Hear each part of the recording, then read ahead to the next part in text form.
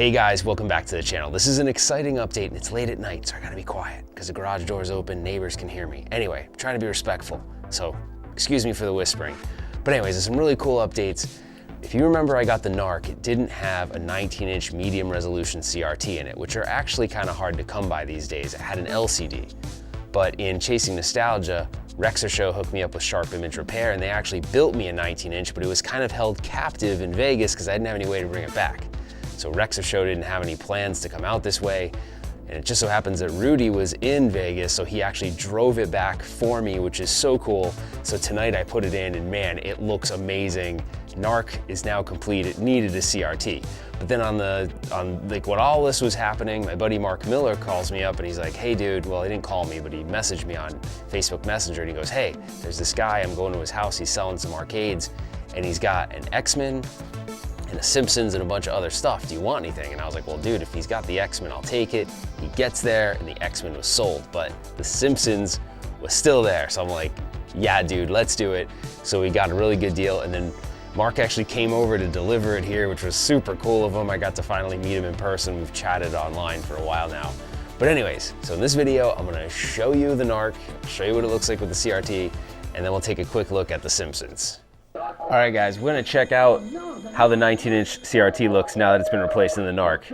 And just from my immediate first reaction, this thing looks so crisp and so clean. So thanks to Sharp Image Repair again for just putting this together for me. Because like I said, these are hard to come by. And usually when you see them out in the wild, they have LCDs in them. So I'm just super stoked to have one that's now complete. And you know, if you're gonna blow people up with a rocket launcher and protect the city, you might as well do it on a CRT, right? It looks so good. Whenever I play this game, I think of the reaction that there must have been in the arcade the first time someone blew up. You know what I mean? Like, this wasn't the kind of thing you saw in the arcade back in that day. This was really gruesome for, you know, ultra violent for its time, but now it's tame, but man, it never gets old blowing these bad guys up with a rocket launcher. And you can totally arrest them, but why would you do that when you could be like, blow them up, right? Anyway, let's go check out the Simpsons. When Mark told me I was gonna get a Simpsons for $600, I was a little suspect that maybe something would be wrong. So sure enough, I fire up the CRT and I got a whole lot of nothing. That's where this thing comes into play. This is a tube rejuvenator. I hooked it up to the CRT and saw that there were some shorts.